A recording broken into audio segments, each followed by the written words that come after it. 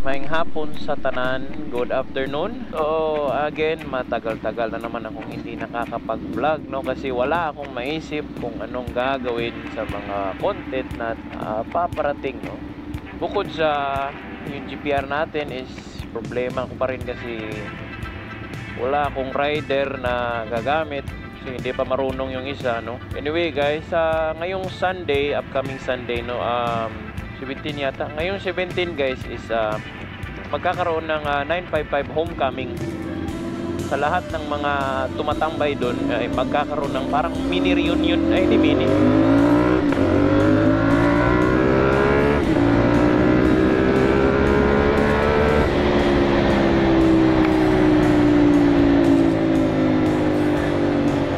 So magkakaroon ng reunion doon sa 955. So ano yung dapat nating dalhin doon, no? So dadalhin ba natin ng SR natin o yung GPR? Kasi guys, sa totoo lang guys, ang dami na talagang GPR users dito sa amin din, no? Kasi based sa nasagap kong balita is around nandito na sa around 50. Hindi pa kasama yung Zito. 50 units na yung tumatakbo dito sa Cagayan de Oro at sa Misamis Oriental, no? Kaya nakaka-proud na malaman na ganun talaga kadami na yung mga gumagamit ng ating Motorstar na GPR, no? So yung kaibahan ng nakikita na kasi yung kaibahan kung saan, kung sa V2 sa V1, no? Kasi sa V2 guys, hindi man yung mga maselang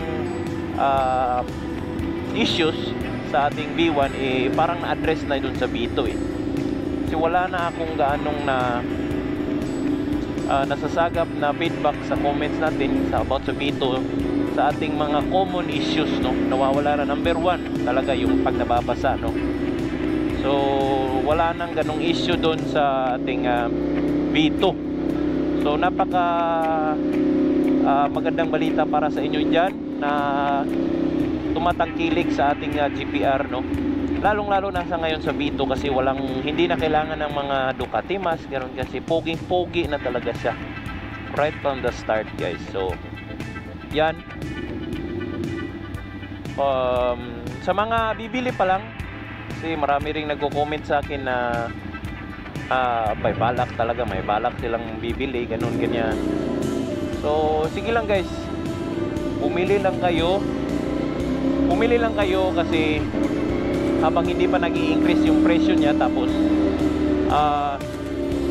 worth it talaga guys, worth it talaga guys, no? Mapapugi man o ano ba, papugian ba yung gusto nyo, or let's just say na yung number 1 talaga na rason, no, kung bakit bumibili ang mga tao ng GPR is napakapugi daw.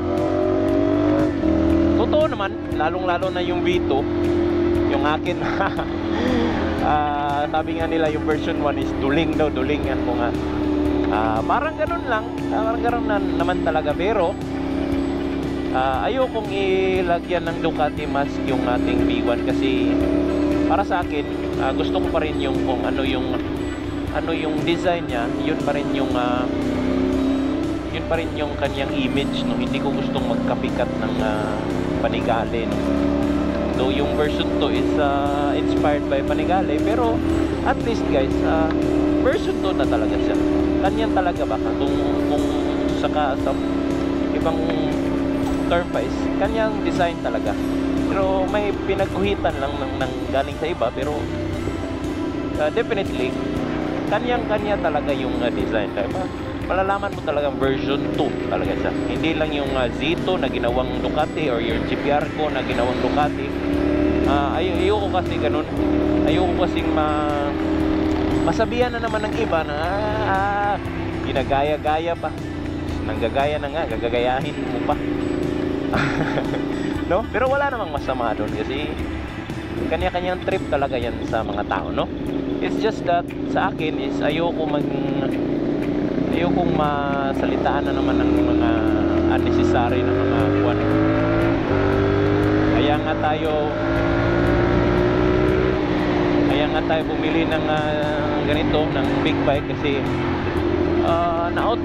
parang na-outgrow ko na talaga si GPR, no? Gusto ko na talagang makalagpas ng 150 kilometers per hour, no? Kasi para sa akin guys, hindi naman sa lahat, di ba? Akin lang talaga to. Performance over kuwan ko talaga, looks. Pero hanggat maaari is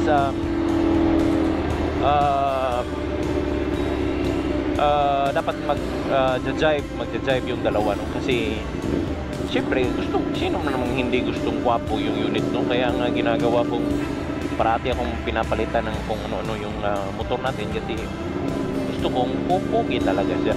Pupugi siya na GPR version 1, no? Yan lang guys, yan yung konting pag-uusapan natin ngayong araw. So see you again guys sa ating Sunday ride, no?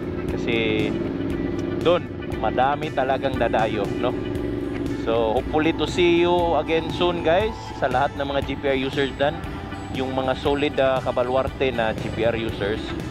So see you around doon guys. So hopefully makasabay ko kayo. Saka si Sam, sure na yan, sasabay yan sa akin, yung rider na imba, no? Yung napakalakas sa GPR, no? Sure ako pag nag-GPR ako, putang ina, kakain talaga ako ng alikabok doon. Sige na guys, bye bye.